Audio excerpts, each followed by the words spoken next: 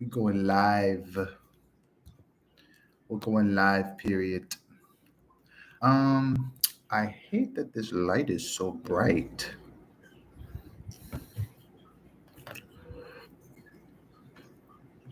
Don't pay attention to me smoking. God's still working on me, y'all. God is still working on me. Hello, hello, hello. Hello, testing. Can you hear me? Can you hear me? Okay. Hey everyone, I'm gonna let my hair down because I think it's pretty sweet if you ask me. Okay. Hello everyone. My name is Nefera Blue Lotus. You already know what time it is. Thank y'all for so much for coming right now. I am streaming on two platforms, being Facebook as well as Facebook and YouTube. That's what it is. Facebook and YouTube. Period. Okay. Um, Today I wanted to do more of an informational video. We can get into some readings as well, but I wanted to talk about ethics. I wanted to talk about if you're a reader and maybe this is new to you or you're new to doing spiritual work. Um, what to expect if you're trying to do this in a professional way, and also um, if you are a reader, if you are a person who is looking for a reader, what to look for in a reader. Okay. So, in that respect, let's just get right along to it. I do want to share this to a group, though. I want to share this to a group. Boom, boom, boom, boom, boom. Say it to my coven. Okay, there we go.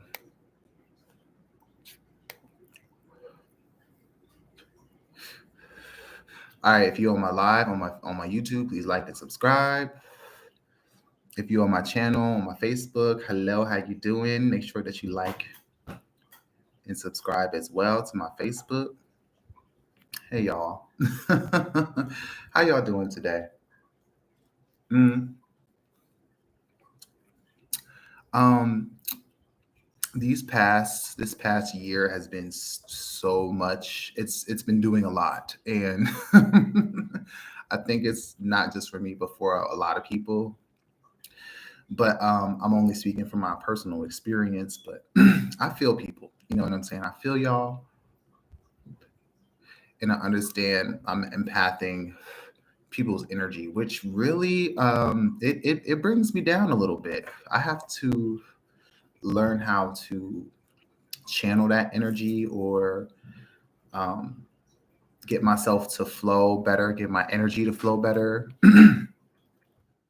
And one of the things that I like to do is take some time and sit out in nature. I like to go. One of the things I do to help me cope, I do smoke weed. I'd rather not be codependent on the chemicals, but hey, it is what it is. Um, Also, to my detriment, I like to go and have a couple of drinks. Sometimes we can go overboard. I am still in my prime, so so that is what it is. So I'm talking ethics, but I'm not trying to tell you what to do, and I'm not trying to say what's appropriate and what's not based on what the heck is that? Ugh. Is that what is it? Oh, that's a fly. It's a bug. I'm sorry, I got distracted by bugs. Um, I would just want to let you guys know from my experience because I've been doing this for some time. I've been doing this for some time, and I know that a lot of you guys have just been getting into tarot or doing readings or doing astrology, and doing it for people as a service, which, congratulations. I commend you for doing that because that's the first step, putting yourself out there. So, some people wanted to know how I got into this, and it was just from studying the cards. And I would have conversations with people about tarot, and it's still a bit of a mystery. So people are definitely interested in tarot and what it represents and everything. And so being knowledgeable about the cards and the history and having some knowledge is useful, um, because people generally don't know about this kind of thing. So you can use that as an opportunity to educate other people, and demystify things a little bit and put people at ease when it comes to tarot and oracles and divination, because we need to make it more of something more that's normal rather than abnormal. You get it? And it is starting to become more of the norm. It's starting to hit mainstream society in a way where regular people are starting to realize that they can access this information. Okay. Um, so if you are just now getting started with tarot, or you're just now getting started with doing readings, I would recommend you join a group, um, to get your feet wet and to start to understand the energies of people. Um, the readings that you do are not always going to be face to face. The readings that you do are not always going to be, you're not going to see people sometimes. So you have to be confident in what you're doing. Okay. Even if you don't feel confident, spirit is going to lead you anyway. So if this is what you're spiritually led to do and you're supposed to do it, then you're going to do it, and spirit's going to help you and guide you. So you just have to understand that you just have to put yourself out there. So join a couple of Facebook groups, or study groups that offer readings for people, and people will ask you for readings. You can go live in those groups usually. Sometimes you have to like get approved to do that, but usually that's not a big deal. So do them for free at first. I'm not saying you got to do it all the time for free, but do it for free at first, just to get your feet wet. And it's good to have video. It's good to have recorded video so people can see your reading style, your personality, how you do your readings, your voice, everything about you. People want to know about you. And it's good that they can see your reading style. It's good that they can know, your expertise and your gifts and what you have to bring to the table. Okay? Period. Now, as far as some people ask me what kind of deck they should get as their first deck. And I will recommend the Rider-Waite Tarot. That is like the classic tarot deck. So it's a good deck to start out with if you're just trying to understand the meanings and everything. If you're not really a tarot fan and the tarot scares the shit out of you, maybe you want to start out with some oracles. Oracles are usually in card form, but they're themed in different kinds of ways, where you can, use probability, shuffle, draw cards, and it would be kind of the same as reading a tarot, but just different themes. Okay. In that respect, when you go to get your tarot deck, I like to go to stores to find which tarot resonates with me the most. And I'll tell you my latest purchases is the Modern Witch Tarot. Okay. And this one is so cute. And I already understand the meanings of the tarot. These images and things like that, they don't get on my nerves. The images are really cute. They're more updated. You see, they have like a person, doing a nude thing. They updated the tarot, so it's more current and it's more modern. That's why they call it the Modern Witch Tarot. Okay. They got people on computers and cell phones and things like that. I also copped this Magdalene Oracle, which I do use sometimes. Right now, I just use it in my general readings. I haven't used it for personal readings quite yet. But in time, I feel like at some point I will do that. At some point I will do that. Maybe we'll go into a Magdalene Oracle. Next, reading styles. Um, some people like to learn spreads. So at first, when you start using tarot, I would encourage you to use spreads. One of the main spreads that people like to use is a 3 card spread, which is the past, the present, and the future. Okay. So there you can, if you know the meanings of the tarot, and if you have need a guide, don't be afraid to look at the guide. Sometimes I have to look at the guides too. I'll be like, what the fuck does this mean? If you need to use a guide, don't be afraid to use it. Okay. Just to give you that but you also want to be familiar and relax and be familiar with the feelings that you get when you look at a card or when you see something, because those feelings are your intuition, and that's what you want to go off of. Okay, that's what you want to start to understand your your own gifts and what you have to bring to the table, and the meanings of the cards. Okay, so eventually you're going to come up with your own understanding when you work with it more. Okay, more than anything, while you know you're doing readings for other people, you might want to sit and do some readings for yourself. And one of the things that I like to do is just sit with my cards. If I have a question, I just write it down. Um, and then I get my cards and whatever cards I'm going to use. I have so many decks here; it's not even funny. I had to get rid of some so that I could buy more and more different ones. So use whatever you can in your tarot and read yourself. It's different. It's a little different than reading others because it's more like reflecting. So when you reflect, you can use those cards as a visual to get in touch with your inner emotions and feelings, and just write them down. Sometimes those things don't make sense at first, so don't think that you have to make sense out of everything.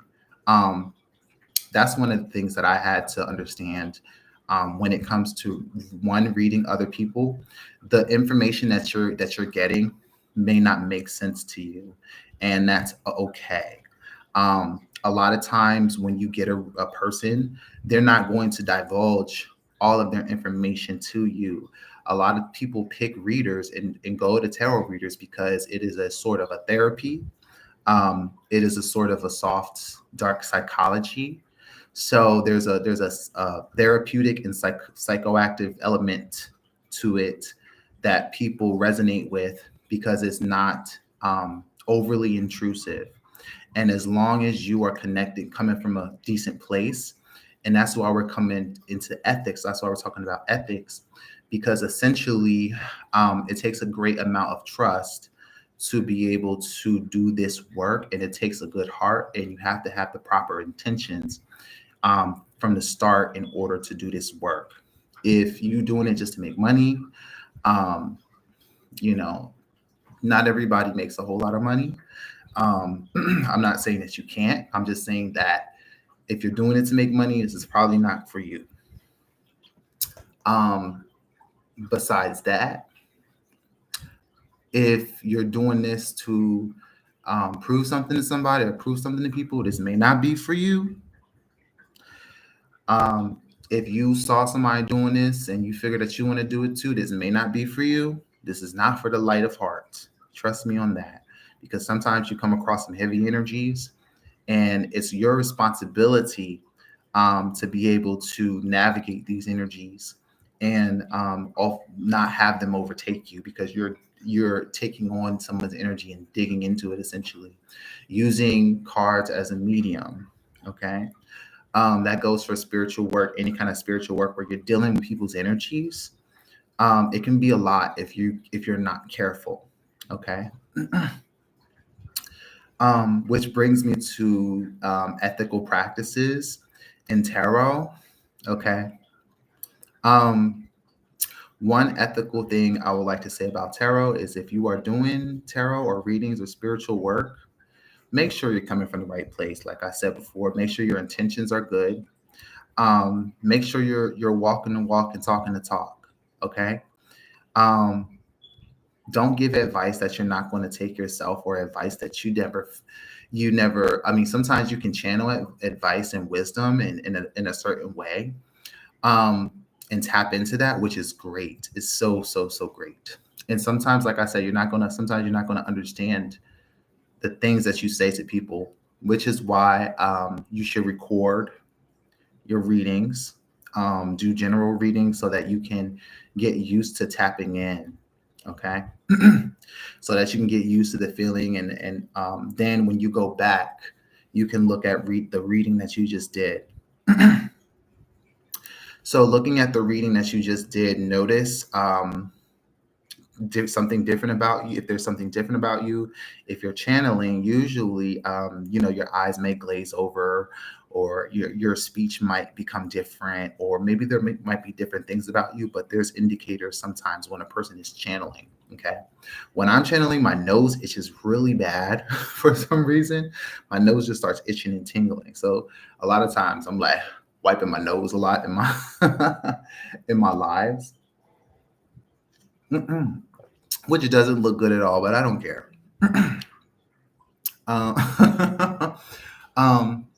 Another thing with ethics is make sure that you're not biting off more than you can chew. Okay. Sometimes people ask for legal advice, or sometimes people ask for financial advice. If that's not your expertise, or medical advice, if that's not your expertise, if that is not your area of study, or you don't know anything about that, or you have no point of reference, I would stay away from topics like that when it comes to other people. Okay. Just because like you as a reader, it's your responsibility, to be ethical. And so if something is like too big for you or biting off more than you can chew, you're always welcome to say no. And that's the next thing, like say no. Know when to say no, know when to say yes. Sometimes people ask me for readings and I'm like, no. No, no, no. So I just use my intuition and my discretion in order to see if that person really, really needs a reading. And not everybody is coming from the same place when they come to you for a reading. So you do have to be careful with people. Next, try to sometimes people are concerned with other people in their readings, and they might ask you a question about what someone else is doing. I would stay away from this. One of the reasons is because that can get a little messy, and it's very much meddling. So some people, it goes either way. Not going to say I never did it. Not going to say I never did it. But I can also see how it can mess with people's lives in a way. And so if you do meddle, then you have to be very careful about how you do that. You have to be able to understand what information you can give and what information that you should not give, which is my next point. Some information that you get is not what a person can handle. So you need to understand what people can handle. If a person is already a spiritualist, so a lot of times I already do readings for spiritualists who understand a lot of terms and can decode information as I give it to them. So when they come for a reading from me, they already know what it's hitting for. They already know that it's going to be raw and real and uncut. I like to do that with other people too, but some people never had readings before. A lot of these people are not deep into spirituality when they get readings from you. So understand where the person is coming from, use your intuition, and keep in mind the information that a person can handle and what they can't. Okay. Be very clear and concise about what you say to other people. The next thing is one thing that I do, and I find it very ethical, is that I don't seek out information. I don't ask the questions. I will never ask you one question in this whole reading unless it's a rhetorical question. Like it's a rhetorical, if it's a rhetorical question that's just supposed to make you think. But a person comes to get a reading from an intuitive to get confirmation on things that are already within them, and they might not disclose things to you. If someone discloses something to you, then it is mostly their choice to disclose it to you. Okay.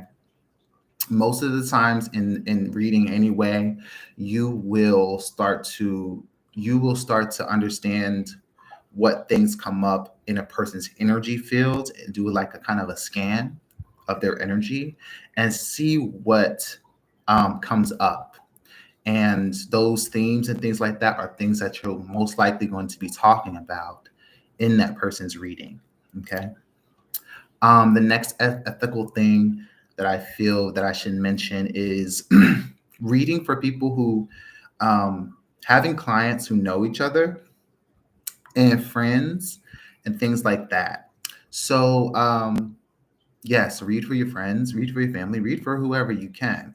However, you have to understand that you are now, you have now taken on a role for these people.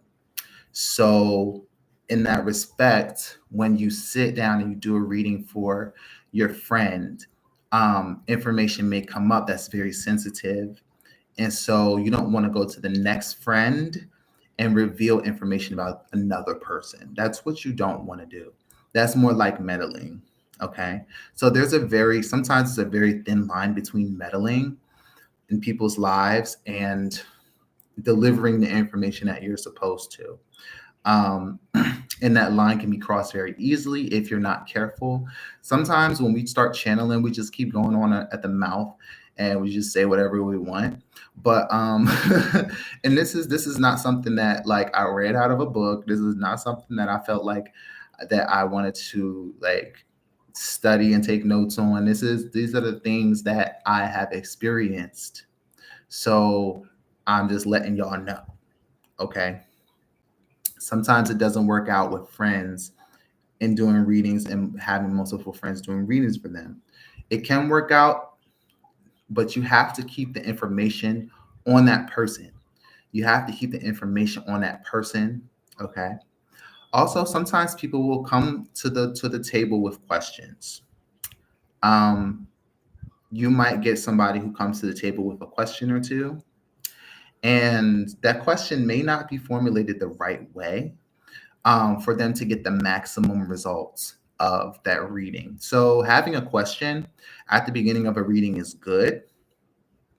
I don't really get questions at the beginnings of readings for me, but that's question you want it to be formulated in a way that it can receive that person can receive a clear answer.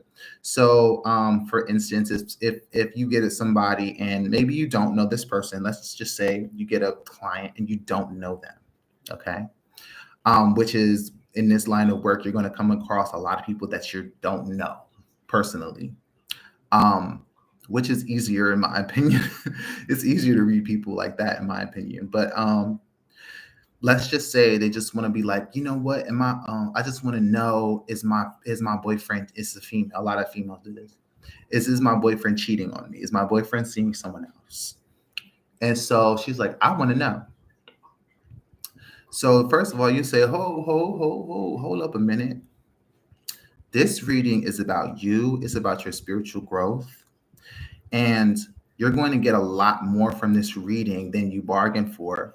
But let's just pause, and this information might come, but let's just pause and reframe our intentions a little bit. And so next, I would formulate the question a little differently. Um, am I supposed to be in a relationship with this person? Is this the best path for me? Am I on the best path that I need to be on? You know? I'm sorry, let me see. Is this the best path for me? Am I on the best path that I need to be on? It is very important that you understand the intentions. And as the reader, you want to be the coach. You want to set the standard for the intention setting.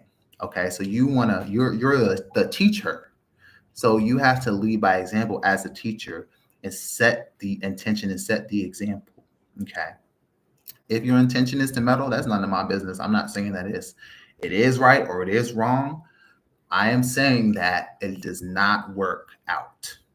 Meddling can have all kinds of unforeseen consequences that you did not want. Okay. Um, Uncovering information is one of the key things about tarot that is very effective. And sometimes people will want readings that are like that.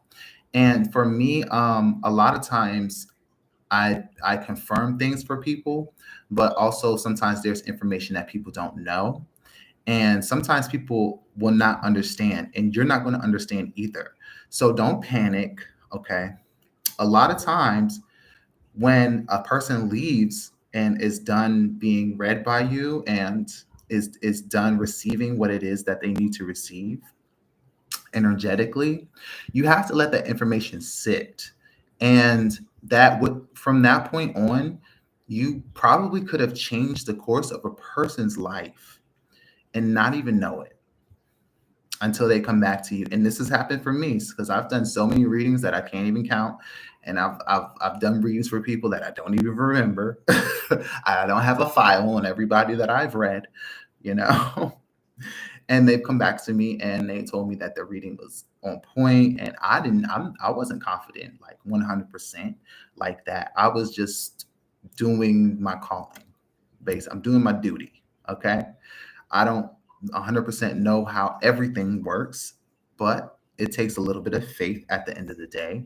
This is a spiritual practice. So part of it is having a little faith. There is a little bit of science to it, but using those in conjunction with each other, it's going to produce some good results. Okay. So the next ethics thing I want to do is with the money. Okay. So people charge different things for tarot. People charge different things for readings. If you are just starting out, I would not charge a whole bunch for readings, and I'm going to tell you why. I think if you're just starting out, maybe you do like $20 for a short reading, maybe a 3-card spread. Like if you're just starting out, just stick to that for now, because when it comes to money, people get it fucked up in the game, and then you'll start questioning yourself when people sometimes people are real funny with money, and so you want to make sure that you secure that little bit of money. And sometimes you're not going to be able to satisfy everybody. You know what I'm saying? So you have to protect yourself. You have to protect your work. You have to protect your integrity in what you do. Okay. If you're just starting out, you don't have to charge an astronomical amount. I don't charge an astronomical amount. Money is not the end all be all for me. Now I do charge because it is my time. Okay. So I would love to sit here and do this all day for free if I could, but I can't because I have bills. I got stuff that I gotta pay. Okay. So if you have bills and you have things that you have to pay, that is enough of a justification for you to get paid. Okay. Right now, I charge $60 for readings. They last about an hour, give or take. My readings, I time them, especially because now I understand that sometimes my readings ain't going to be 20 minutes long. Sometimes they range, okay, upwards from an hour to above. Now, I don't necessarily charge for that extra hour, but I do try to keep a time limit, okay, and then wrap it up at some point because I can just go on and on and on and on, and then I'm on the phone for like somebody with like 3 hours just rambling, and I just didn't know that I didn't know where the time went. You know what I'm saying? Thanks for the thumbs up. Thanks for the thumbs up, and thanks for viewing. Okay.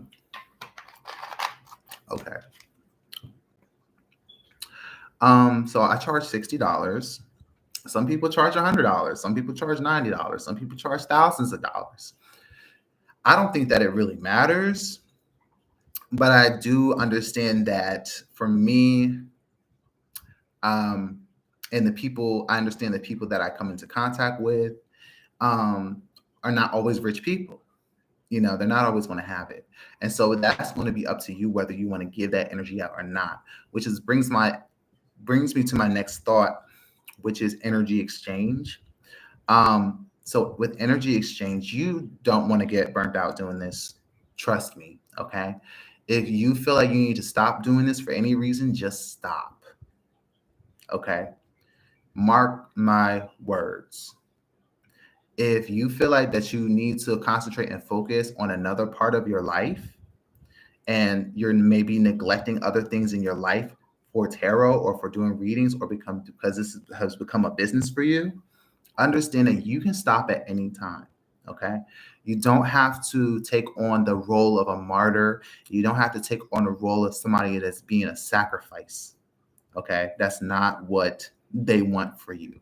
That's not what nobody on your spirit team want for you. That's not what your ancestors want for you. Nobody wants that for you. So don't do it. Okay. I'm only saying that because it has happened for me and it has happened for a lot of people. Okay. If you feel like that you need to stop or you need to take a break or that you can't do a reading, don't be afraid to cancel. Don't be afraid to not do it. Okay. That is okay. If you feel like that you need to get your money up and you got to do what you got to do, that's fine too. But it is going to pull you back in, trust me, because if this is really what's meant for you, it's going to pull you back in when it's time. But also understand that you are a person, you have to take care of yourself and take care of your energies. Okay. Energy exchange. So money is an energy exchange. Okay.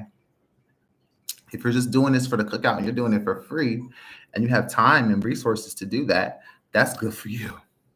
Okay. But sometimes it defeats the purpose of the energy exchange when you do a reading, but sometimes you'll feel empty afterwards because you've been talking for like an hour with a person about things that they don't understand. You're downloading information into them and you're pouring into them.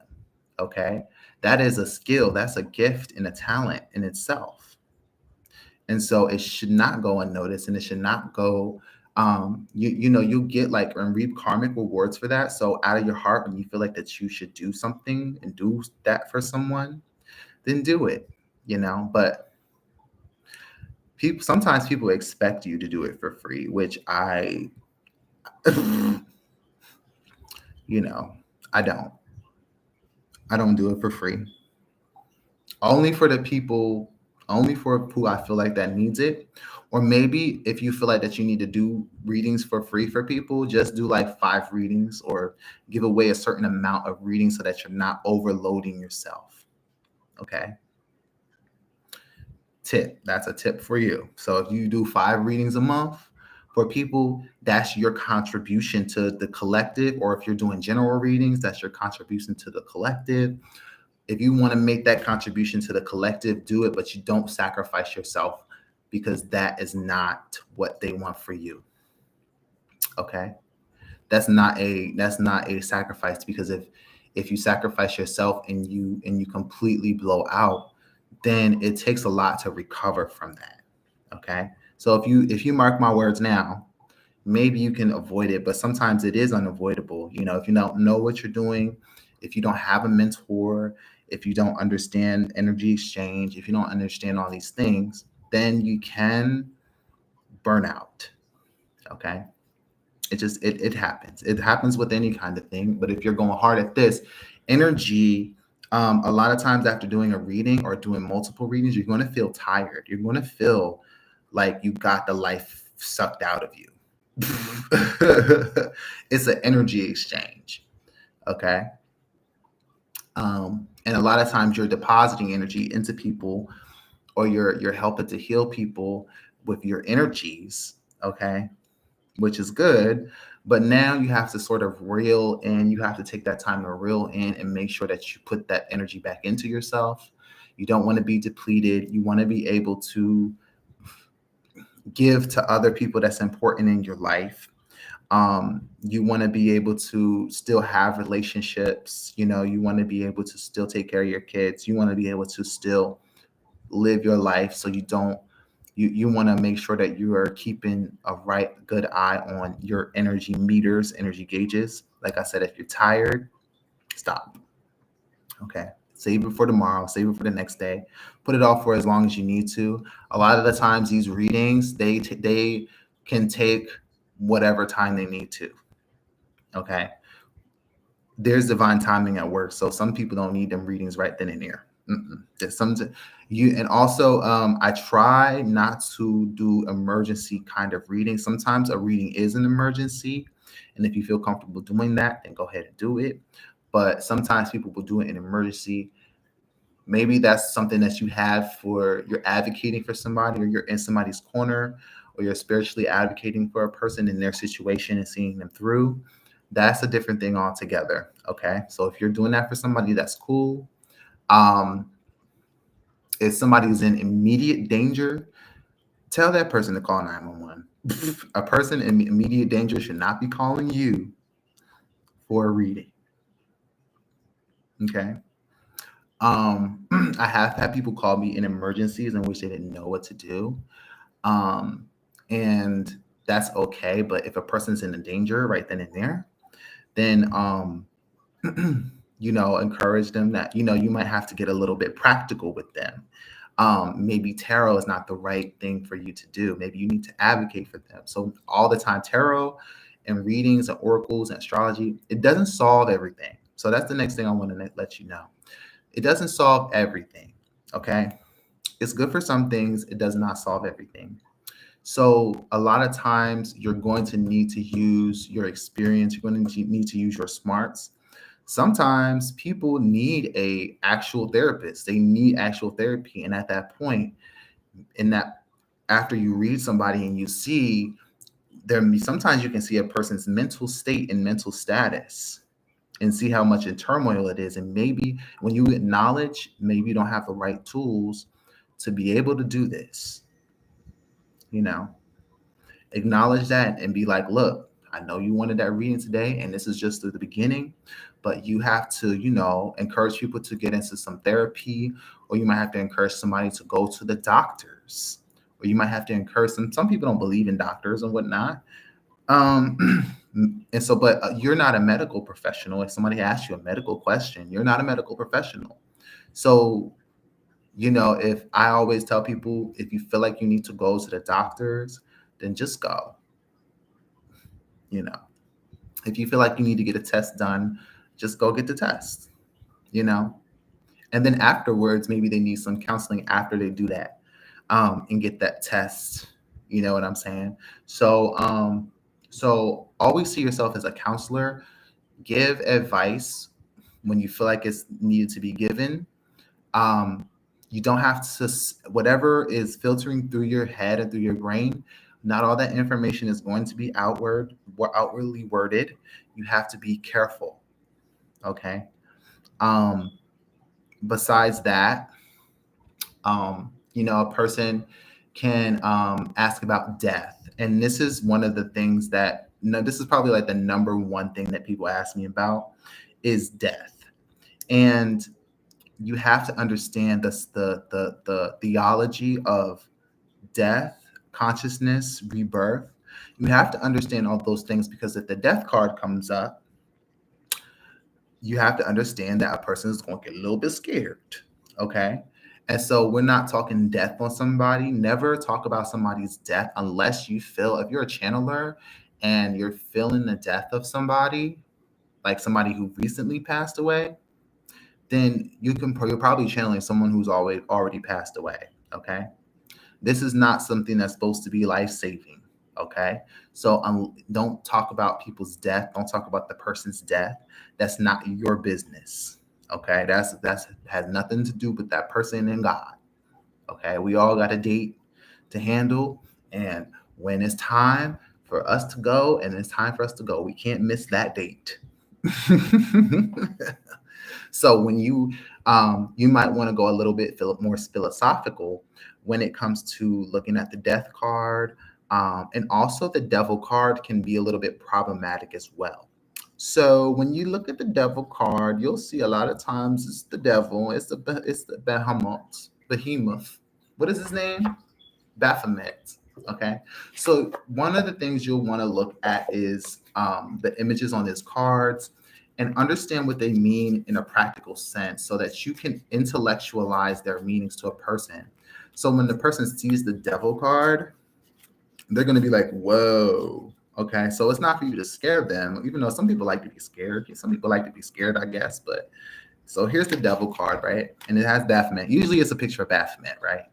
So the devil is not an evil card. The devil is talks about dark themes, though, and these are dark themes that we encounter in life. So we talk about Saturn energy. So I'll refer to Saturn and talk about Capricorn energy and Saturn. Understand the function of Saturn in a person's life, in a person's chart. Understand the lessons of karma. Understand person's restrictions. That could mean addictions. That can mean it could be very well sexual. It could be the things that we think are taboo. Okay. So, mention all these things when you look at the devil card. We don't want it to feel the feelings that come up in that person when they see this card is only reflecting what is inside. So there's nothing in this deck and these cards that's not, it's already inside and instilled in the human being. So understand what a person can be capable of and what you can be capable of. Okay. It's shadow work. It's understanding the dark half of their psychology. Okay. Understand what you're capable of. Okay. So if you know that you're capable of great good, then you're capable of also of great evil as well. Okay. So understand what those things are. Another card I want to show you is the Tower card. And that can be kind of a problem card to explain to people too. A lot of times I see the Tower card as something that's good. Let me see if I can find it. Come on, Tower, where are you at?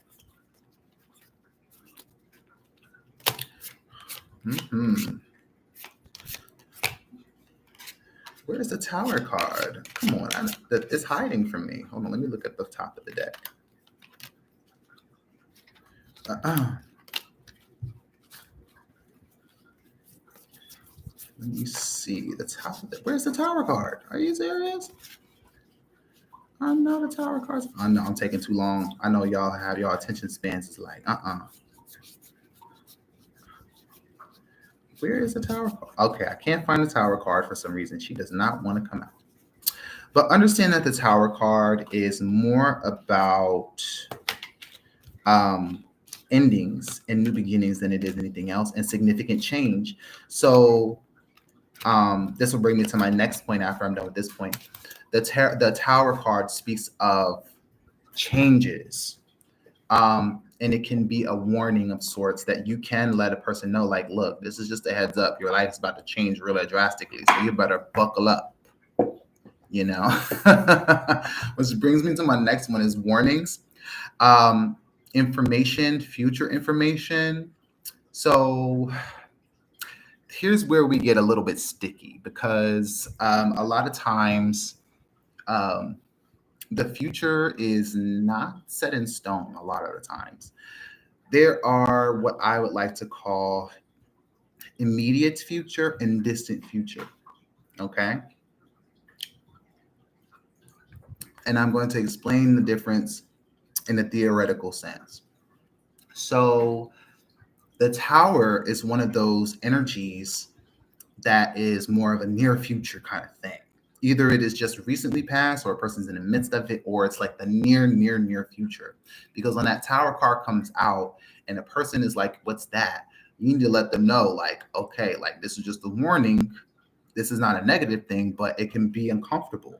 You need to buckle your seatbelts because some changes are coming. You need to be ready to face them, Let that person know that, just relax and be at ease because things are going to happen around you and they're going to happen in your life according to the divine orders, okay? According to what needs to happen or whatever needs to be cleared away in a person's life that they cannot do on their own, okay? So, some people need to mention about divine timing, mention that things are being worked out behind the scenes. You're going to see a change happen real soon, like real soon. And it might be a little bit disturbing, but it's not negative. Okay. So you might want to like, you don't have to baby people's sensibilities, but imagine if it was you in that seat. Okay. Treat a person how you would want to be treated in that seat. Okay. And so you don't want to be scared. You don't want to be unsure. You don't want to be, you want to be, you want to make sure that person understands and knows what they're talking about. Right. So you want to give that information, understand that tower energy is just energy that's just out of our hands. That's God's work. Okay. Also, I want to let you guys know that a lot of the times when I see pages or when I see aces, okay, the pages and the aces is a lot of times new things happening for that person. So, so you can make little predictions that happen in the near future, and they're going to happen. However, sometimes we can look too far into the future, into a scenario, and we can look at that scenario, but you don't want to direct people to a certain scenario. Maybe you can just explain, like, look, I'm going to explain this scenario that if you stay on this path, this is the outcome. It can help to change someone's life path or alter someone's life path. Yes, if that's what's needed for them. You know what I mean? But at the same time, like, the future is not set in stone. So don't go saying that this is going to happen and that's going to happen, making all sort of prophecies. And then there's self-fulfilling prophecies that happen because you're speaking words. The energy is activated, is portals of energy. So they talk about portals of energy when you're talking about a reading and doing tarot. That does correlate. So that's why you do have to be responsible. You have to claim the responsibility for this in order to do it. It's not just something that you just pick up and do. It's a responsibility that's attached to it.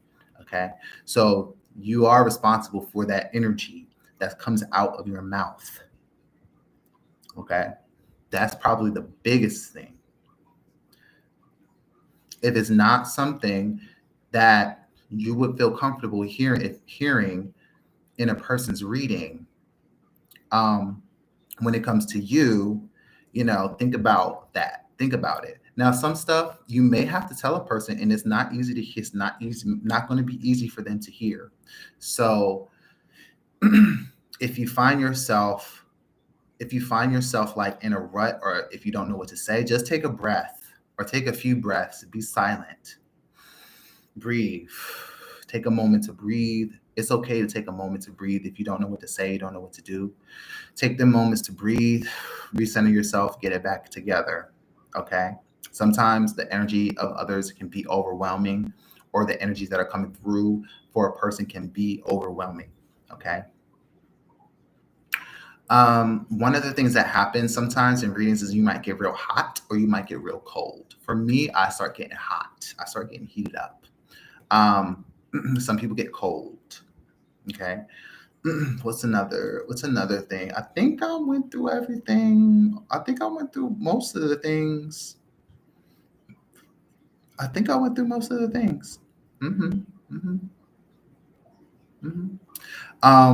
If you are charging for readings, make sure that you know that you have completed. You don't have to have a certification. You don't have to have anything to say that you're a reader. Just make sure that you're doing your due diligence and doing the spiritual work on your own that's needed. Okay. If you're doing that work and you're doing your study and you're making sure that you understand what's going on, you fully understand what's going on, you're in the right place. If you're not, if you just cracked open a pack of tarot decks, I'm not saying that that's not right, that's not right in a sense, but also you should understand the responsibility of becoming a reader for some other people. Having a tarot deck, it can, and playing with it in a way that's, if you're trying to make it a joke and play with it, it's not a toy. It's not a toy. If you want to do that, then go, get a little deck for kids or something. You have to just, if you can understand the responsibility of it. I'm not saying that everything has to be serious all the time. Your personality may be light and bubbly and everything. but just understand the role that you play, that you have taken on in people's lives when you become a reader or you become a spiritual worker and you do work for people, you know. Um, in that respect, we have people who do scam people. So if you're looking for a reader, make sure that you see something of theirs, or you've seen a reading of theirs, or it comes from a recommendation. They come highly recommended. I'm not A lot of times you will come across readers, they might be at a fair. Usually these kinds of readers are okay. I've done readings. I've gotten readings done at like fairs and festivals and things like that. Usually those people are okay. I've done readings at fairs and festivals, and they've been really good for people. And it's a good practice to become comfortable with talking to people. If you're not comfortable with talking to people, then you might want to get comfortable. If this is what you're supposed to be doing, or this is what that your path is leading you to do, you're going to want to get comfortable talking to people. You're going to want to see people. You're going to want to be like kind of a humanitarian, which is my next thing. Be a humanitarian. Treat people like they should be treated.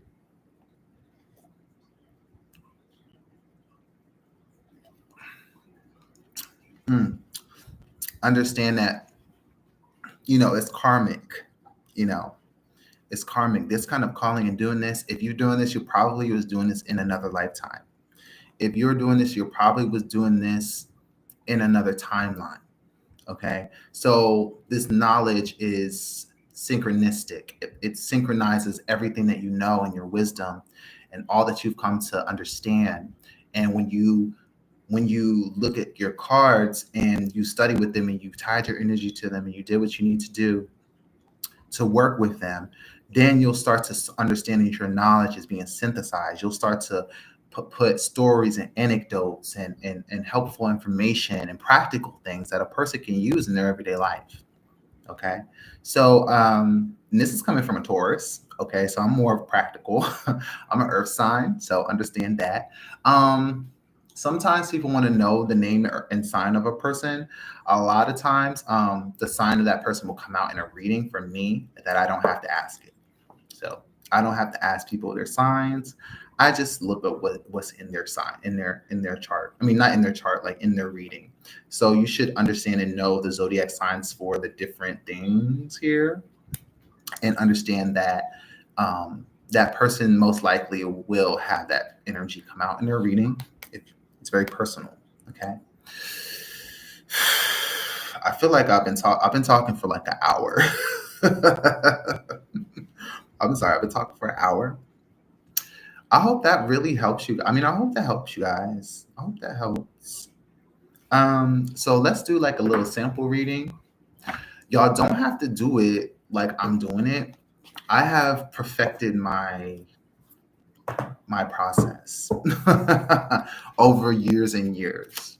So let's take the Modern Witch Tarot and see. Hi, Princess Nora. Thanks for coming. Is this a collective read? Yeah, we're about to do a little collective read over here. We're about to do a little collective read over here. Let's do it. I was just going over some ethical things. So we have temperance right now. We have temperance. I'm streaming on two things. We have temperance and that's the energy of Sagittarius. Okay, this is going temperance. Give us some more. Give us some more. Come on now. Then we have the Three of Pentacles. So I did a reading yesterday, and the Three of Pentacles, I did a general reading yesterday. The Three of Pentacles is popping out. It's popping. Then we have the Knight of Swords. And what else do we have? Come on now. Oh, I'll just take this one on the bottom.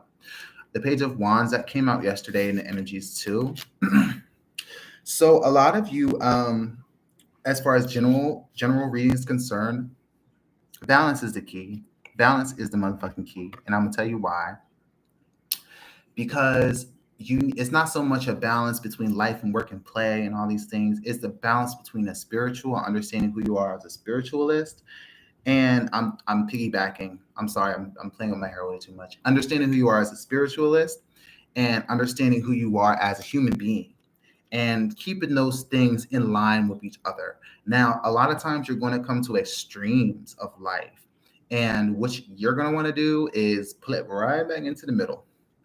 If life pulls you hard right and life pulls you hard left, temperance is just asking you to temper them extremes like fire and water. You want to blend certain aspects of your life together. Okay. You want to blend them together, whether it's work and home. Also understand it as above, so below. Okay. Understand that the path and the call of the higher self is there. Okay. And it's blending things for you, it's balancing out things for you, especially if you have been experiencing a lot of extreme energy shifts. Okay. Extreme energy shifts and awakening. You want to sustain that awakening by blending your spiritual path and your beliefs into your everyday, finding magic in the most everyday things. Okay. So you want to, so if you are getting a lot of I don't want to use the term downloads a lot, but it always comes out. If you have a lot of downloads that you get, or you have a lot of spiritual information that's being come, you want to understand that information, but you want to be able to synthesize so that you can use it. Understand? Next, we have the Three of Pentacles. Okay, the Three of Pentacles is about works. It's about co-working. It's about collaboration. It's about getting something done, coming together for a common goal. And that Three of Pentacles is very much of an earthy energy. Okay, so it really deals with people. It deals with people that you're going to be working with. It deals with collaborators that we come together for this common goal. Okay, it's a very creative and expressive card in which you get to use your talents. You get to use what it is that is there for you. A lot of you guys maybe getting career shifts. Okay, or if you're in the arts, or you're getting commissions, or it's a very much an artsy card, but it deals with collaborating. Okay, so some stuff that you're going to be doing when it comes to careers and when it comes to what's bringing you those coins, is going to involve other people. Okay. Next, we have the Page of Wands. The Page of Wands talks about good news coming. Okay. So the Page of Wands brings good news from collaborators. It brings good news from starting something new. Maybe a new challenge comes up that you're like, yes, I want to do that shit. And we're talking about if you're talking about starting, a tarot thing, or you becoming a tarot reader, you'd have to be like, yeah, you might want to be like, yeah, like I want to do that shit. Okay. You might want to do it. But ultimately, that Page of Wands brings you good news that's going to kind of like pick you up, and it's going to drive you to do something. It's going to drive you to take action, or take a new quest. It's like accepting a quest. Like, do I want to do this, or do I want to not do this? Okay, cool. Sweet. The next card that comes out is the Knight of Swords. The Knight of Swords, that's like air energy. Okay. To me, the Knight of Swords is somebody who stands for truth, somebody who stands for justice. Okay. And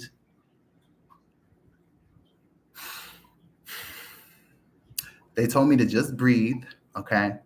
It stands for truth. It stands for justice. The Knight of Swords is giving me a warning. It very much rushes in to do something. It's like taking a rushed action.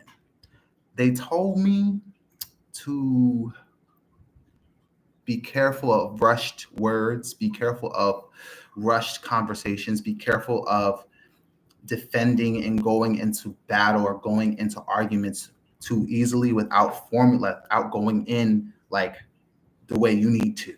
Okay.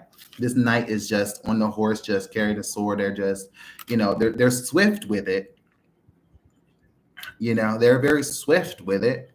They're just letting me know to just give a little bit of a warning to just temper that energy. Okay. Because your higher being is guiding you, and you don't have to engage so much in conversations that's going to have you defending the truth in some way. Okay. The truth is not for you to defend. It just defends its own self. The truth shows itself. Okay. So sometimes you might have to come out and say, hey, this is what I believe, and respect me, RESPE, respect me. But other times, don't, resist sometimes the need to rush in. Okay. Resist. Temper yourself, temper your anger, temper your need to just be like to jump on somebody. Some of you guys like to pick people apart. Some of y'all like it, and some of it is your favorite pastime. But they're telling me that potential collaborators are going to be around you, and to prepare yourself because you're going to be presented with a quest. So if you're feeling real froggy with your speech right now, just just shut it a little bit. Take in people's responses. Listen, okay? Because sometimes that Knight of Swords energy it wants to defend, it wants to talk, it wants to dominate a conversation. You have to become more mature with your speeches. She said my third house is in Aries. Listen, my first look, the houses of my speeches and communication, I have Aries in them. I know what it's like to be like blah blah blah blah blah and just rah rah rah rah rah. And I want to pick people apart. I'm like that. I am like that. I can get froggy. I like to argue. Okay. All right. Period. I'm sorry. You know something? In Facebook, I did not see your comments.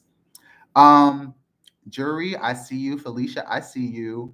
Princess Nora on Facebook, on YouTube, I see you. Hello, you guys. I'm so sorry. Hi, Charnay. Oh my gosh, I didn't even see any of your comments. Oh my gosh. So we have Two of Wands now, and look at this. We got the black lady with the, with the Erica Badu. She on her phone. She on her phone. She on her phone. So right now, so we have the Page of Wands and the Two of Wands. So you're going to be making a choice. I feel like getting out and being presented with a new challenge or being presented with a new quest was going to help you guys make a choice. Some of you guys wanted to change careers, or you wanted to take a new and totally complete different direction in life. Now's that time you can make the plan. A lot of your plans are going to come to fruition, and now it's going to be time for you to guys step out. Okay, so a lot of you already laid out some sort of plan that's going to propel you into a new direction. All you're waiting on is that opportunity. Knight of Swords is also being very good with your communication. Sometimes it is being swift with communication. So once you do want to be careful, you want to think twice about what you're saying and just button the lips. But also, you don't want to leave a lazy response. If you have an email that you need to send, if you got paperwork that you need to do, get that shit done. If it's paperwork, if it's emails, if it's phone calls, what you need to do in communication that's going to get you where you need to go, and it's laid out in your plans, do that. Okay. You don't want to be lazy with your communication. So a Knight of Swords is not a lazy communicator. They are very much of an active communicator, but sometimes they just have to resist the urge to rush in to where they feel like they're defending the truth. You don't need to defend the truth. Okay. The truth is what it is. It's going to the truth defend its own self. And if a person doesn't see that, then, well, God damn it, you don't need to be talking to them. You don't need to be arguing with them. Okay. Not unless we're in a debate. You don't need to teach people a lesson, especially right now, because I feel like energy can be very volatile. So just be careful about your speech and what you say to people. I don't understand. Like, I have to be like that too, because I'll get drunk and I'll get high and I'll start saying all kinds of things to people. So they talking to me. Why am I going to I'm going to the Akashic Tarot for some reason. They want me to go into the Akashic. Why are we going into the Akash? Can you tell me? The Divine Physician. A lot of y'all are divine physicians. That's 6 energy. That's my energy too, because I'm a master number 33. I'm a 6. I'm a 33-6. All right.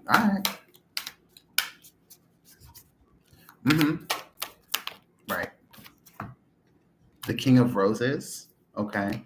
So in this aspect, this is a lot of masculine energy. So I'm getting like there's a transformation. Like there was a big transformation with the feminine energy. It went through this whole like awakening period, and now it seems like the feminine is like woke as fuck. I mean, the feminine been woke, but the feminine been woke, but it is what it is. Like it is what it is. I'm a master number 33-6. Okay, so for as far as the divine physician, okay, our masculine energy is waking up. The masculine, like, so the feminine energy is what we would call doing divination. The feminine energy is the gifts that come from the other worlds, okay, dealing with spirit guides, dealing with ancestors, um, dealing with other worldly beings, okay, using your intuition, using your empathy. That's more law of attraction, or attracting and magnetism. Alexia, I promise if you listen a little bit, you might get a little something, something. All those things are feminine qualities. Now what's about to woke up is the masculine. And what the masculine is doing, it is the new elevated masculine energies is starting to wake up. And that is the divine physician. Okay, that's Jesus. That is Buddha. That is the person who actually does the physical workings. Okay, the physical workings. So a lot of the work that you have been doing is going to get real physical. It's going to get real here. It's going to get in your face. Okay, so you're going to be taking actions. Okay. So as far as the King of Roses is concerned, that energy is a masculine energy. It comes from a place of love. It comes from a place of respect for other people. It comes from a place of being able to understand a person's emotions. So everything that we attributed to being male and masculine and the negative qualities have been to the forefront. However, that is about to be elevated in people, especially in men. So we're going to see a change in men. We're going to see a big change in men in their psyche, what they're thinking about. A lot of men are going to start coming to like higher paths and higher spiritual paths. Men and people who identify as that, but mostly masculine energy is awakening in all of us, whether you're male or female. So, doing the tarot, we've been doing a lot of, magnetism and doing manifestations and things like that. That's feminine. Okay, but the masculine is actually getting out there and doing the shit. Okay.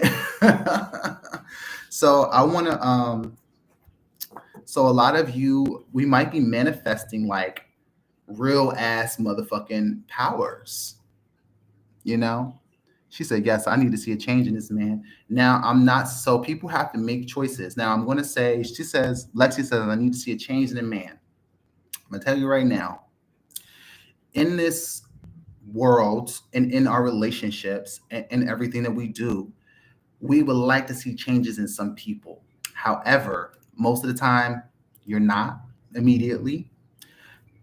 I'm not saying not to lose hope, because a person can wake up and it doesn't have to, but that's not your thing. It doesn't happen in your time when you need it to.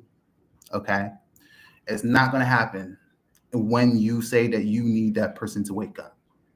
It's going to happen in their own time. It has to do with them and God, basically. So you don't have control over that. I wouldn't wait. I wouldn't wait, but don't be surprised when it does happen. I'm just saying, okay? But we never know when that might be, because that's not our thing. So I'm going to read from the Akashic Tarot. With that, it says, so I'm speaking directly to you all. But don't wait on masculine. The masculine energy is awakening within you. So you're going to be called to action. So right person, wrong timing. It'd be like that sometimes. It'd be like that. Maybe they wasn't the right. Maybe there's a more righter person for you. I mean, don't underestimate what the universe can do. Don't underestimate it. The divine physician stands before a well, carrying a jug of healing water and sharing his light with healing with those nearby. Upon his robes is the caduceus, is the emblem of medicine and healing. This is a powerful, eternal healing spirit walks with you at this time. Okay. So I'm talking to a bunch of healers and stuff. This is a gift that you can pass on to others. If you don't know this person, keep your eyes open. He or she is coming. Okay. So this is a person that you might meet also. If you're looking for that masculine, you might meet this person. You may find yourself being called on to help others at this time. Remember that a word and thought, belief and feeling are key components in healing and in teaching others to heal. Okay. So some of you might be doing the Reiki. Some of you might be doing healing with people with herbs or healing at the hands or using singing bowls or using some kind of therapy. And you're going to be teaching it to other people. Know that the light of healing shines around and through you, and radiant joy can be brought to all. Okay. So that's that master number 6. Like, energy. You don't have to be a master number 6 to have this energy. I am just reiterating that to all of y'all. If you're under the sound of my voice and you're resonating with what's going on here, pretty soon you're going to be called out to the table. You want to be called out. You're going to be called out. Like they called me out. Why do you think I'll be doing? Y'all don't see me on live like that. Y'all don't see me on live like that. They called me out. There was like, people need you. Like my angels was talking to me through my numbers, and it was like, people need you. And I was like, what? They're like, people need you. And I was like, no, they don't. Y'all lying. I was like, y'all are lying. I always tell them that they lying. I tell my guides and my ancestors, I was like, y'all lying. They don't need me. They don't need me. But they say, you better get your butt on that live. They have to threaten me. They have to threaten me. Okay. So the King of Roses says,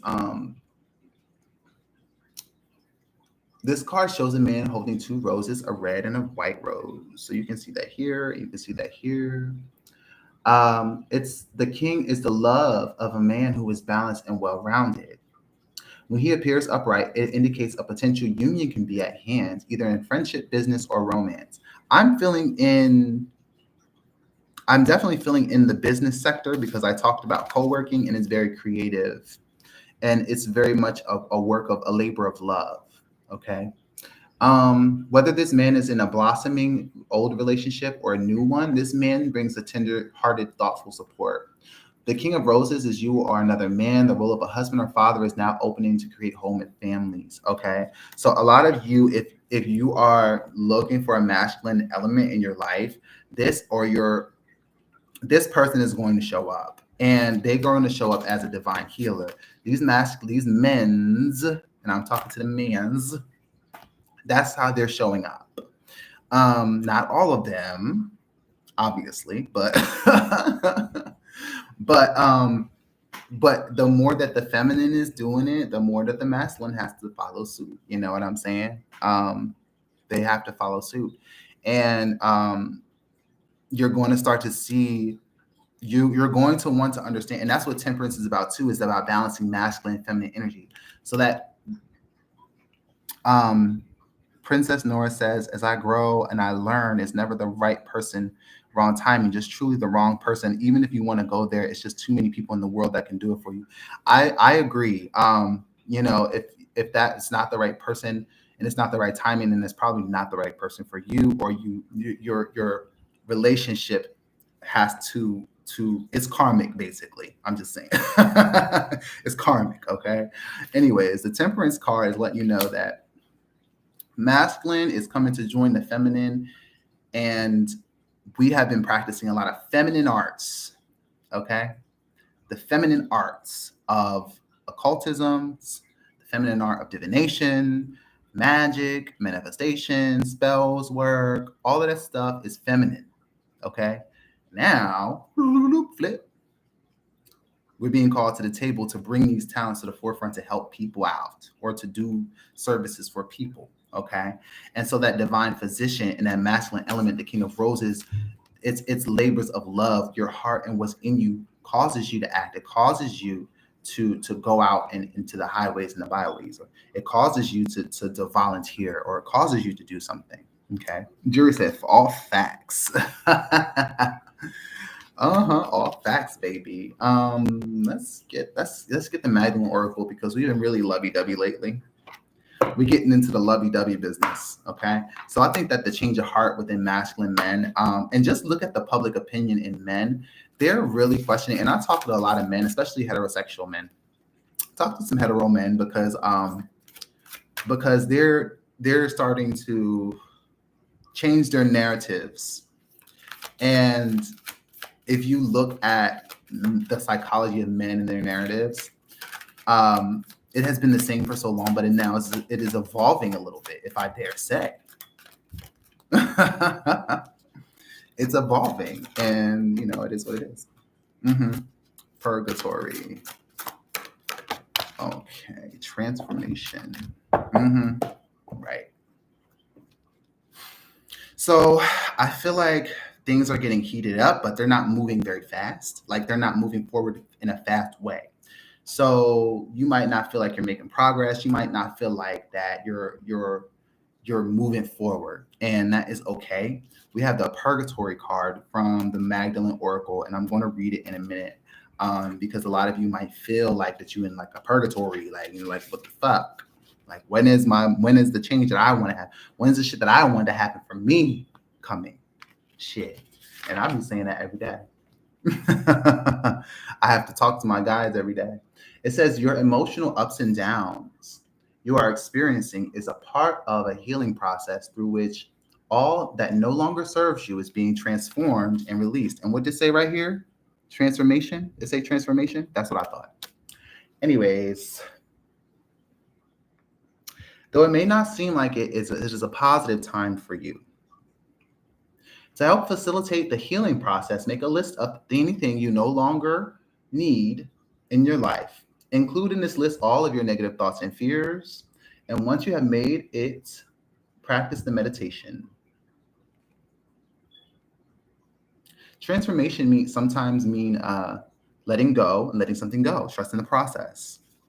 All that you surrender will be healed and replaced with something else. And so what does this one say? Transformation. Hey, Sabria. Hello, I love you, girl. I love you, honey. He says sometimes it's a cycle when people come getting back together. Things probably need to be addressed. Yeah, like it's karmic. It's karmic. When they ain't coming back, they come back for a reason, and then they leave again. So it is what it is. And if you don't know that, then you set yourself up for failure a little bit. So for transformation, it says your world may seem like it's turned upside down. Like it has turned upside down. Okay. Yet rest assured, there is no need for concern. A positive transformation is related to work, study, or finances is occurring, and that's what I'm feeling. So let me just keep going. I'm getting ahead of myself. Keep calm and allow the storm to clear. For when it does, you shall discover the things that have been rearranged for the better. Trust and be prepared to lovingly let go of the past. If there is one certainty in life, it is that your life will continue to transform as it magically unfolds. Though you may feel unsettled and unsure at present, be flexible in your thinking and open to new ideas. Okay, so there we go.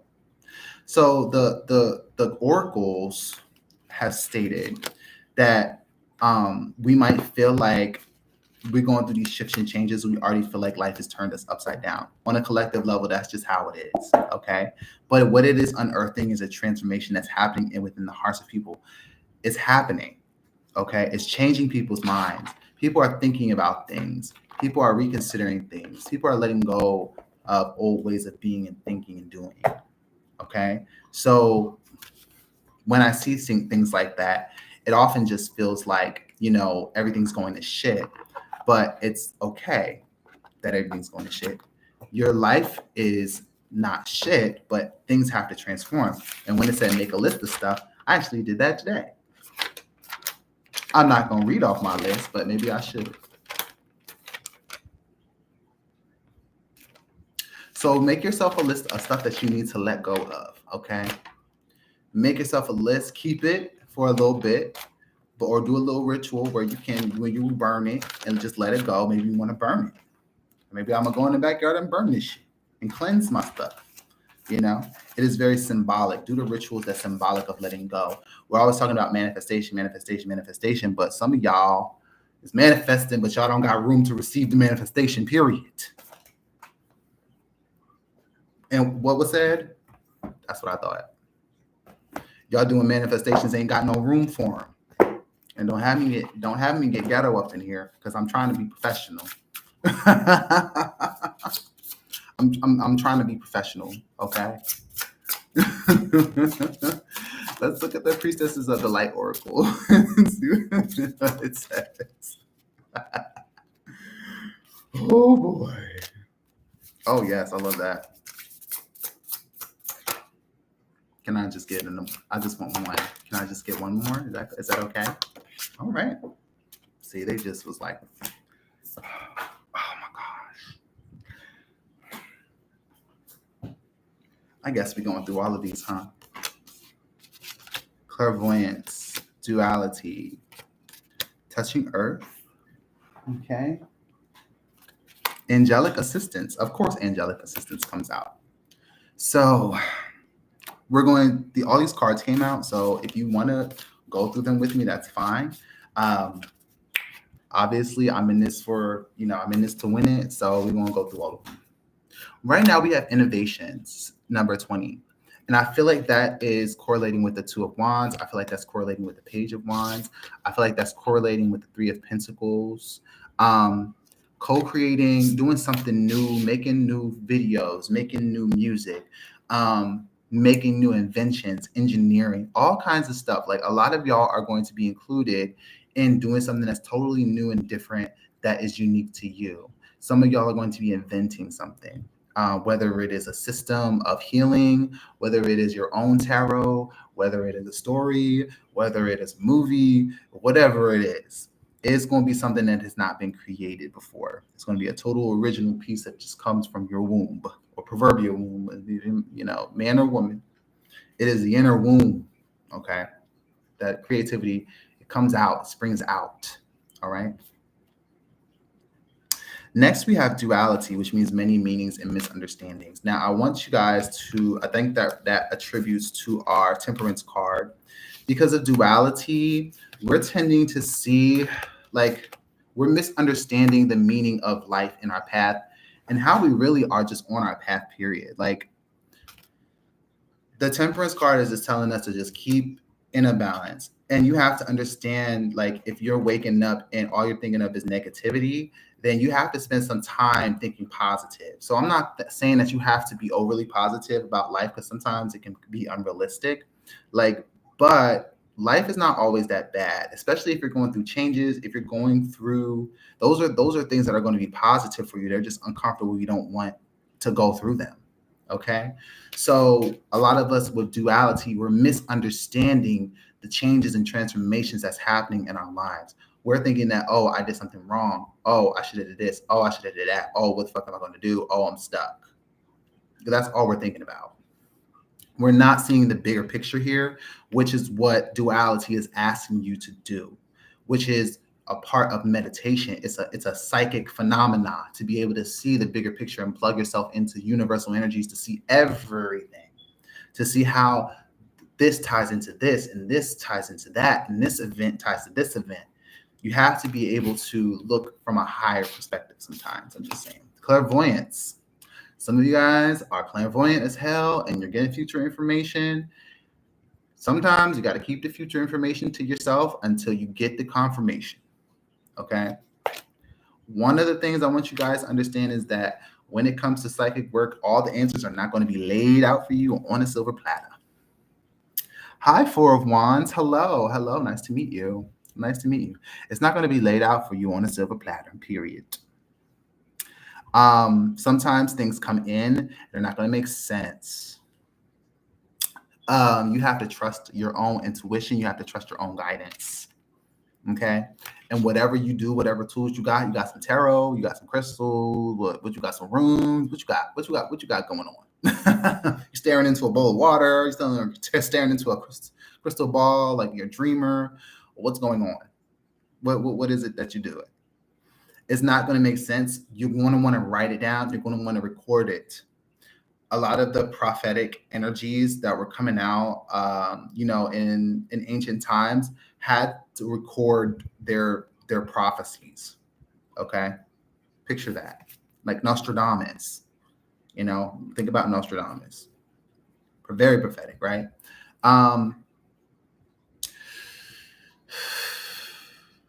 Angelic support.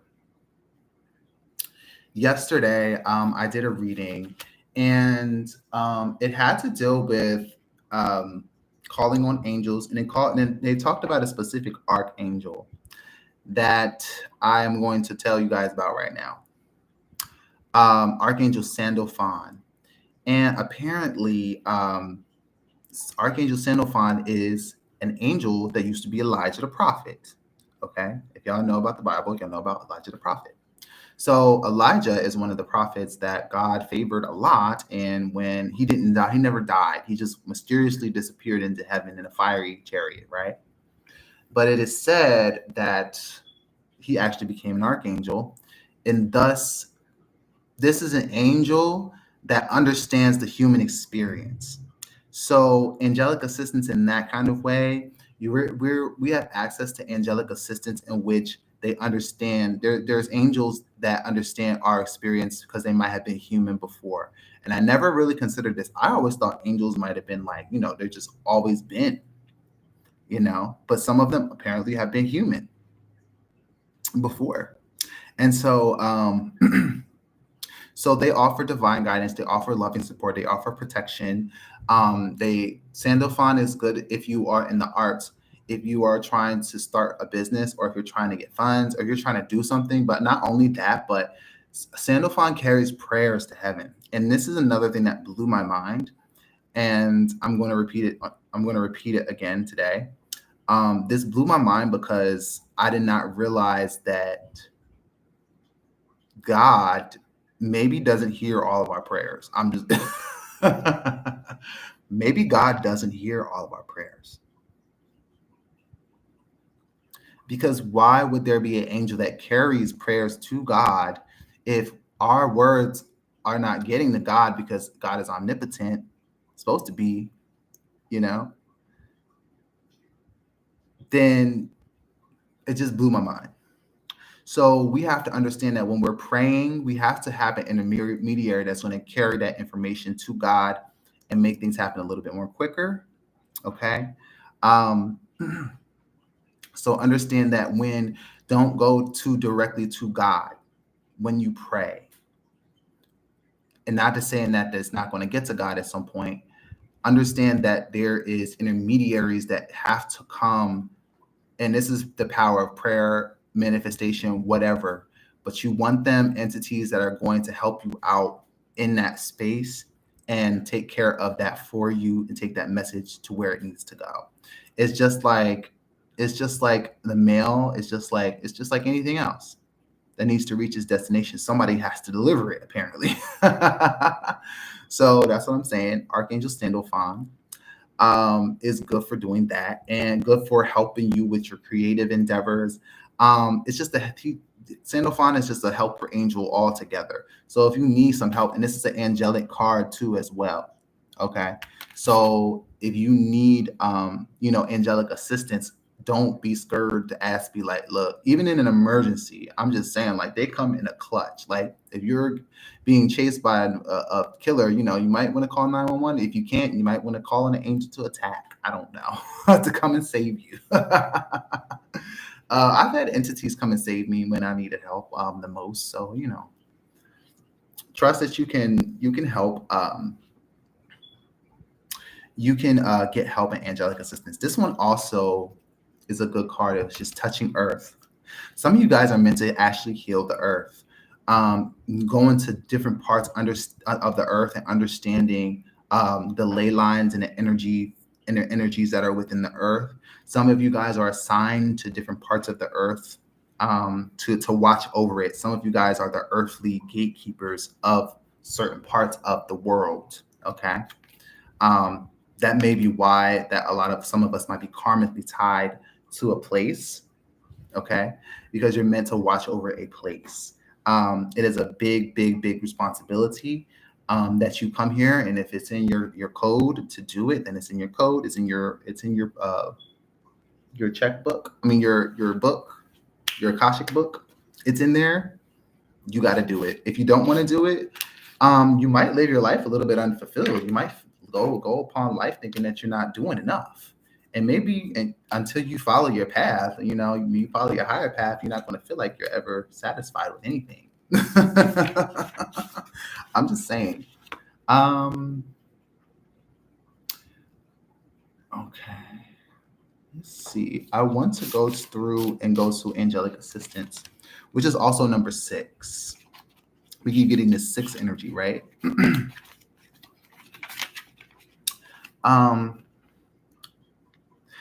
Let's see. If you have never turned to angels before, now is the time where you might want to start. They are a very real presence in the world, and they can exert a significant influence on your life. If you have a problem that needs some inspiration, the angels can help you. Whether you're working on a physical issue or it's a difficult relationship, the angels bring clarity and healing. Stop resisting and open up to very real power.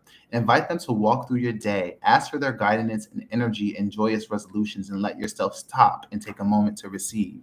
So a lot of us might be overcome with negative influence and negativity, and that's probably why you need to call on the angels the most, because a lot of us may not be in areas that support and supporting and fostering our growth as spiritual beings. And we need that extra support. Okay. We need the extra support. Because there is negative influences. If there's light, then there's darkness, right? If there's safety, then there's danger. If there's peace, then there's war. Okay. So all these things exist. And if you're walking with a purpose over your life, in time, you'll understand that you're being protected along the way. But you just don't want to take that protection for granted. You want to understand that you want to be able to work with these entities and move with them in order to keep your energy is up. And I understand that they will first rules about angels, the first rules about any other entities that are supposed to be helpers in your life. They will not intervene in a lot of situations unless you give them permission to. So some of them are waiting like, some of them are waiting like, some of them are waiting for you to actually call on them. They've been waiting for a while. And so, they might help you to, look both ways for crossing the street, or save you in an immediate situation where your life is in danger. They can help and save you there. Or they can help to guide you or influence you. But a lot of times they can't. That's one of the rules. They can't do nothing in your life unless you allow them to, unless you ask them. Okay. So they're very clear about that. They just can't affect your free will. There's free will. So that's one of the rules of existence is that there's free will. And we have to be autonomous, and they respect that about us. They respect us, a lot of these angels and helper angels, they respect us as humans. They respect us as beings. Okay. And they love us. Much like an auntie, much like a grandma, much like a fond friend, much like a mother or father loves us. Excuse me. What else do we have? I want to look at duality. That's number 36. Okay. What time is it? 10:29. Okay, cool. How long have I been on here? Hour and a half? That's not that long, is it? It says, your life is full of dualities, and you are at the same time masculine and feminine. So here we go, masculine and feminine elements. Did not say that? Did not say that? Anyways, you are masculine, feminine, physical and ethereal, human and fully divine. This card encourages you. This is Magdalena. And so Magdalena is Magdalene, Mary Magdalene. I have Magdalene Oracle. Okay, so you have Mary Magdalena. This card encourages you to explore these true yet diverse aspects of yourself. It may feel strange to dive into new spiritual practices if you've always been physically oriented or a natural, But these deeper layers of yourself are now about to be expressed. But I feel like they're talking about the feminine to masculine, but I think this talk about the reverse in this aspect. Open up to these experiences. Finally, there's a message of warning in this card regarding distorted perceptions. Mary Magdalene has been historically misunderstood, called a prostitute, when she is actually an educated landowner. Be conscious of the ways that you may be misunderstood and be courageous in your intention to live your own life and stand in your truth. Any limiting or judgmental notions must be set aside. A clear understanding of your divine truth requires that you embrace your divine nature, the most gracious and powerful part of your many-faceted, sparkling identity. Okay, so a lot of you guys are going to start to, if you're a man, masculine, and you've been working in the masculine element, you're going to be starting to go into the little feminine element a little bit. If you're feminine and you've been doing a lot of feminine stuff and in your feminine energy, you might be starting to explore some masculinity a little bit. Okay, so don't be afraid because of the notions and perceptions that people have about showing other traits or exploring other traits that's not your assigned gender. Okay, it's not about gender. It's about spirit. It's about energies. And when we take these meat suits the fuck off, that's all that we are. And we're not going to be able to differentiate who's a masculine energy, who's a feminine energy. We're not going to be able to differentiate that. The only thing that differentiates that with us is that because we have these meat suits. Period. And that's it. And when we die, when we transition, we got to give up the meat suit. She's the 13th apostle, the wife of Jesus. Yes, so we read from I have the Magdalene Oracle. So we read from this oracle a little bit ago too, and she kind of came out during the reading. Okay, I have one more deck that we can go through. I'm sorry. I'm so sorry. I'm so sorry. Okay. I guess this is almost goodbye. All right, so this is the Angel Wisdom Tarot. So we can get some wisdom from the angels. Ooh, it smells like good food. It smells like good food here. Four of Cups. Failing to recognize a magical opportunity, missing the point, distractions of daily life, discontentment, or boredom. Lost in your own world. Wake up. That Four of Cups energy, can be a doozy. Some of you guys need a little bit of a, life is sweet. Life is sweet. Are you discontent in some way? Are you discontent? Life is sweet, y'all. Ten of Pentacles. I think because the Ten of Pentacles usually points to the future or like the life that you want to live, or the life that you feel like you want to live. It's going to have everything in it that you want. Generational wealth, grandchildren, children, recognize all parts of that. Understand what it is that you want.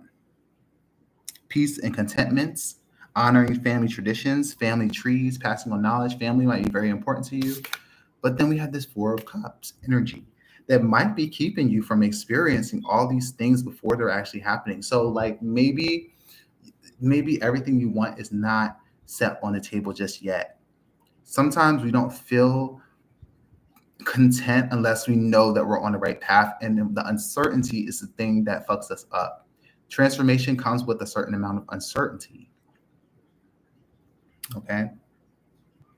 And so one of the things that you're going to have to do is temper those unruly emotions. You have to understand that you have to appreciate and have gratitude for the things in life. Okay. It's like water energies in the fourth, in the number 4 is stagnation. Did you know that? It's stagnating. It stagnates. It says you can become easily distracted by life.